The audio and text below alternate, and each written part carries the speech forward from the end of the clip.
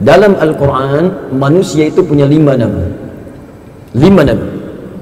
Diterjemah sering diartikan dengan makna yang sama, manusia. Awas hati-hati.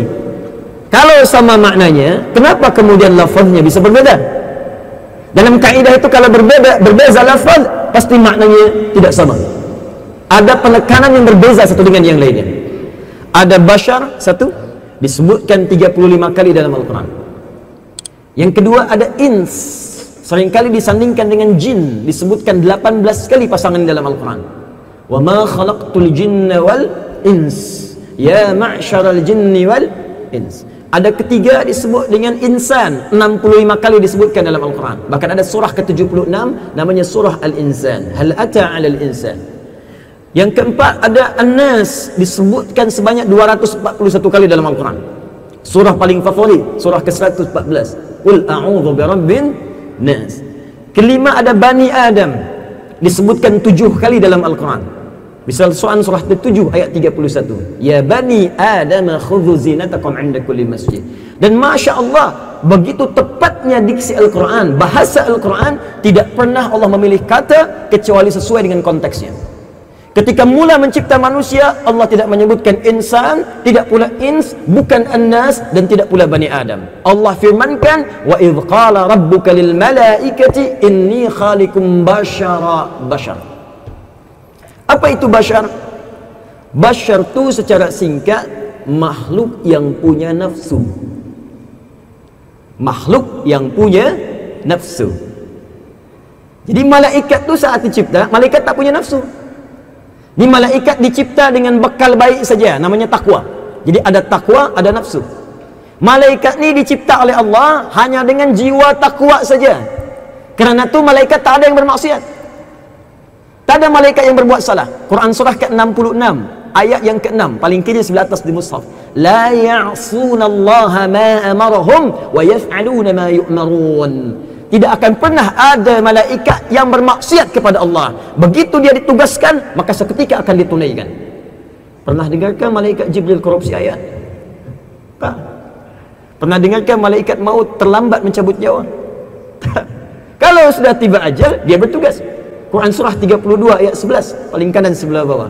Qul yatawaffakum malakul mautil ladzi wukila bikum. Katakan Muhammad, pada setiap manusia akan datang malaikat maut, malakul maut, mewafatkan mereka bila tiba masanya. Kapan masanya tiba? Ajal. Quran surah ke-7 ayat 34. Walikulli ummatin ajal, fa idza jaa ajaluhum la yastakhiruna sa'atan wa la yastaqdimun. Setiap umat itu ada ajalnya. Bila tiba ajalnya, maka datang malakul maut mencabut nyawanya. Tidak bisa maju, tak bisa pula mundur. Jangan pernah ada orang terlintas ingin bunuh diri, tak ada kerjaan tu. Kalau sudah tiba masanya wafat, ya wafat. Mau minum racun misalnya 1 kontainer, belum tiba ajalnya, ya tak akan wafat dia. Ya. Sudah tugas malakul maut, tidak tertukar. Tidak pernah ada misal malakul maut mengatakan, Jibril, aku tak mau lihat orang ni, kau saja yang cabut. Tak. Jibril turunkan wahyu, malakul maut cabut nyawa. Semua sempurna dan tidak ada yang bermaksiat. Ini penting saya sampaikan, kerana nanti di kitab lain, di kepercayaan lain, ada yang menyebutkan nanti malaikat bermaksiat kepada Allah. Jibril berkongsi dengan iblis ingin melawan Tuhan. Nanti dalam kajian akidah itu ada dibahas di kitab-kitab lain. Tak, malaikat tak bermaksiat kerana jiwanya itu takwa. Lawan dari takwa itu nafsu. Ada satu makhluk yang dicipta oleh Allah dengan nafsu sahaja, tak punya dia takwa. Itulah haiwan. Haiwan dicipta oleh Allah dengan nafsu saja, dia tak punya takwa. Kerana tu jangan mencela hewan kalau dia berbuat salah.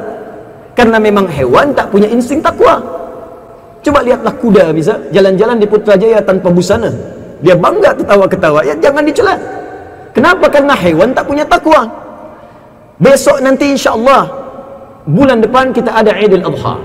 Diikatlah kemudian kambing ini depan masjid misal. Ada 2 kambing betina dengan jantan. Masya Allah, datang waktu solat, hayya ala salah, kalau syahwat pun tiba, dia takkan peduli dengan azan. Karena haiwan nafsu sahaja. Nah, kalau kemudian disatukan nafsu dengan takwa ini, menyatu menjadi satu, itulah yang disebut dengan bashar. Bashar. Di bashar, gabungan antara sifat takwa milik malaikat dan sifat nafsu milik haiwan. Kerana itu kalau manusia tinggi takwanya, dia bisa melampaui malaikat. Tapi kalau dia tinggi nafsunya, dia bisa rendah dibandingkan dengan haiwan. Ketika menyatu takwa dengan nafsu ini, maka malaikat khawatir, ya Allah, nafsu itu akan cenderung membawa dia pada keburukan. Itu yang disebutkan di Quran surah ke-12 Yusuf ayat ke-53, paling kiri sebelah atas di mushaf. Wa ma ubarni'u nafsi innan nafsa la'ammaratun bisu. Kita tak bisa menilai diri kita ni suci. Fala tuzakku anfusakum. Jangan berkata saya orang suci, tak. Karena ada nafsu, dan nafsu cenderung mengarahkan kepada keburukan. La ammaratum bisu. Kerana di manusia itu ada nafsu, karena nafsu perannya mengarahkan pada sesuatu yang buruk, malaikat membaca, melihat.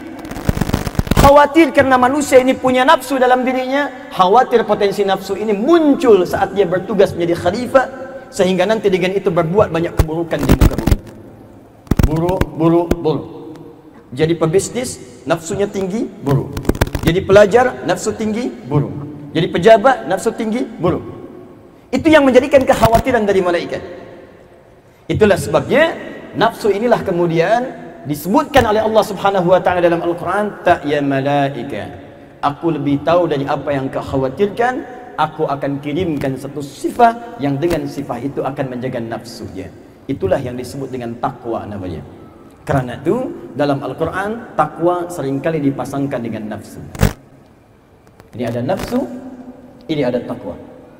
Buka Quran surah ke-91 ayat 7 sampai dengan ayat ke-10.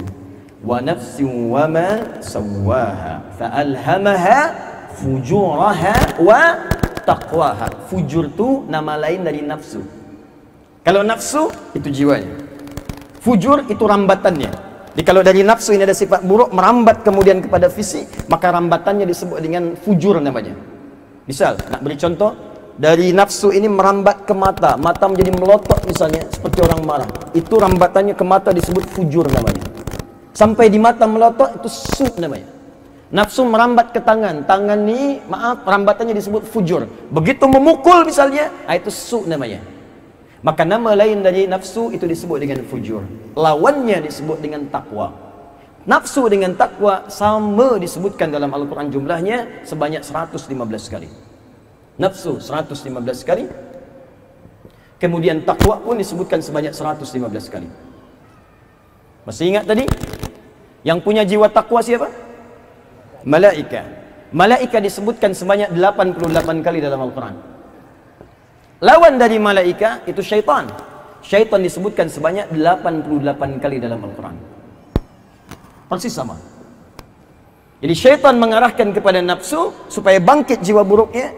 Malaikat kemudian mengilhamkan kepada takwa supaya naik nilai baik. Ikhwas sekalian, ini puncak yang paling asas bahawa Allah sudah firmankan kepada kita sejak mula diciptakan, dalam diri kita ada takwa dan ada nafsu. Jika kita ingin yang baik-baik, maka tingkatkan takwanya. Jika kita kemudian unggul nafsunya, maka celakalah manusia karena dia akan didominasi oleh nilai-nilai keburukannya. Nah, pangkal persatuan itu terletak pada jiwa takwa. Jika takwa tidak muncul, didominasi oleh nafsu, maka itulah awal mula yang menjadikan manusia bercerai-berai. Lawan dari persatuan adalah perpecahan.